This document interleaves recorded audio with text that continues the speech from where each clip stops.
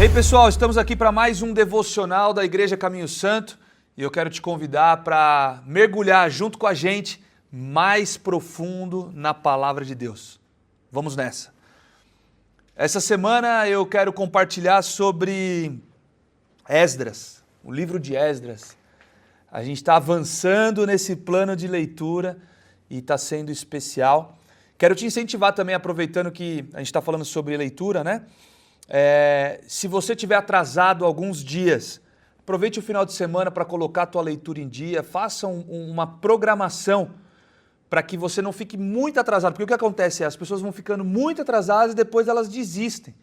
Então, exige de nós, o plano de leitura anual, ele exige de nós disciplina e resiliência, tá bom? Então fica uma dica, aproveite aí final de semana, uma tarde que você estiver livre para dar uma acelerada na tua leitura, colocar em dia ou então avançar um pouquinho caso você saiba que os próximos dias vão ser corridos também. Fica uma dica, tá bom? E uma outra coisa que eu tenho falado para as pessoas é que se por algum motivo você está entrando aqui no meio do caminho, você não leu ainda lá o Pentateuco que a gente leu em janeiro, né? Você está chegando no meio do caminho, a gente dividiu o plano desse ano em alguns blocos.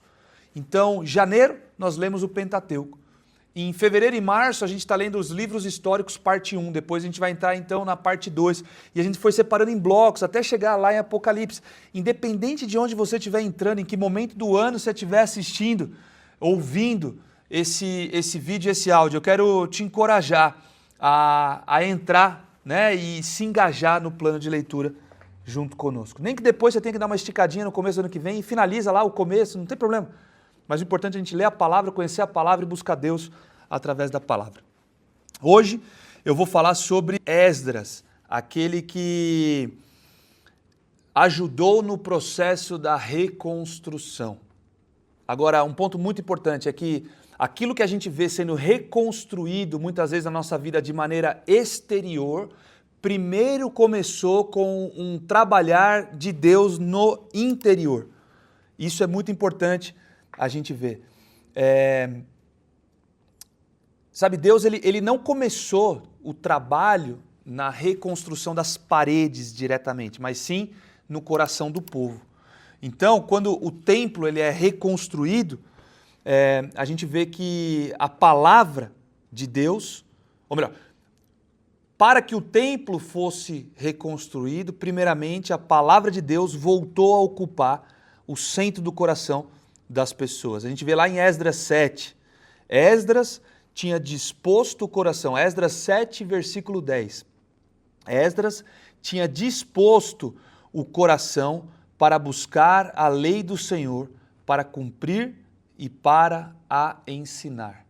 Então, a palavra de Deus, né, a lei do Senhor era a centralidade daquilo que Esdras estava buscando. E aí, então, interiormente isso começa a ser resgatado no povo para que depois, exteriormente, comece a aparecer a obra, né, física acontecendo e a restauração natural ali das paredes, né?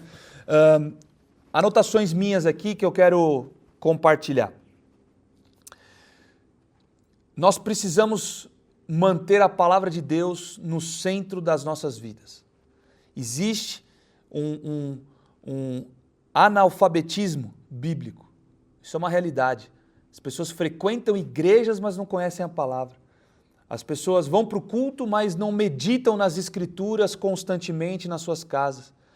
As pessoas sabem canções, e isso é muito bom. Então vamos lá, não é errado ir para o culto, pelo contrário, temos que ir. Não é errado sabermos as canções.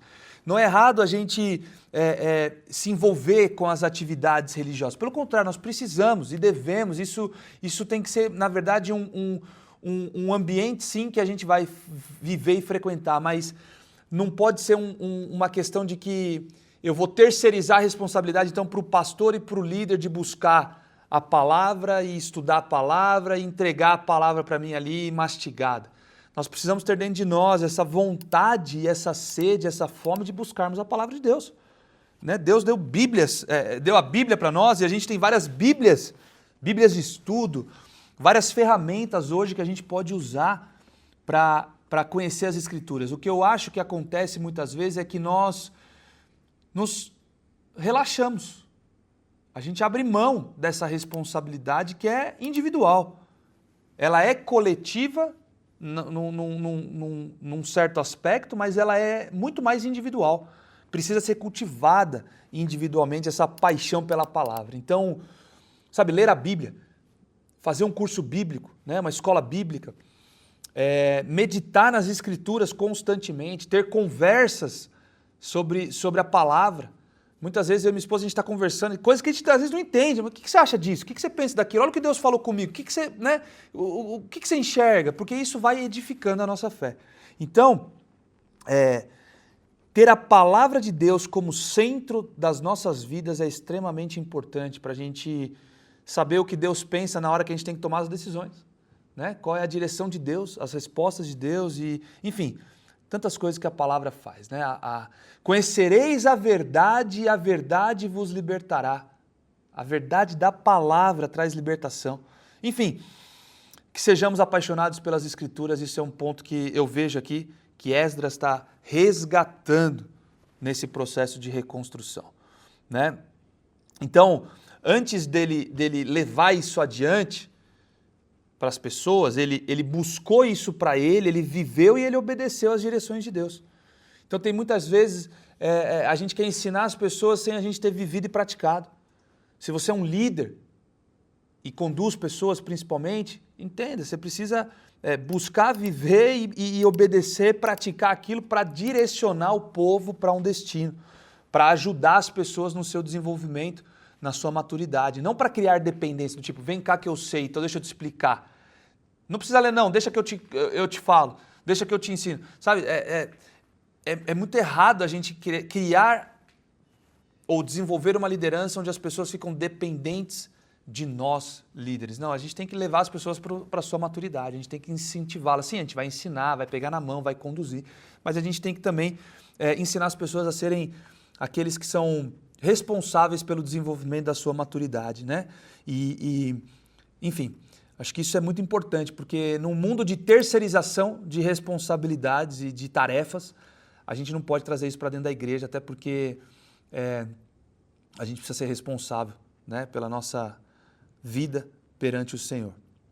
Então, queria compartilhar, né, que a obediência, ela precede a reconstrução. O que é que Deus tem para reconstruir na tua vida? Seja obediente à palavra dele, que ele vai fazendo a obra, que ele vai conectando pessoas, ele vai apontando o destino, ele vai trazendo o milagre e o sobrenatural vão simplesmente fluindo desse lugar de fidelidade às direções de Deus. Então, seja fiel e obediente ao que ele está te pedindo, tá bom?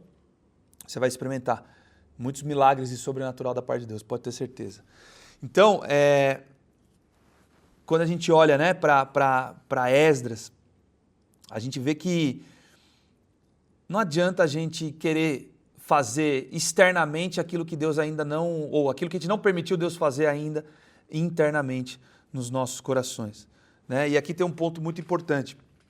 Deus, ele nos ama ao ponto de nos receber do jeito que a gente está. Independente do jeito que você estiver agora, do jeito que você estiver vivendo a sua vida agora, talvez você já viveu mais apaixonado por Jesus e está numa temporada um pouco diferente. Deixa eu te falar, Deus continua te amando e Ele te recebe, Ele te abraça do jeito que você está, mas Ele nos ama tanto que Ele não quer que a gente permaneça nesse mesmo estágio para sempre. Ele quer sempre nos impulsionar para um novo nível de intimidade, um novo nível de paixão pela palavra, um novo nível de oração, um novo nível de jejum e por aí vai. Então Ele vai nos transformar.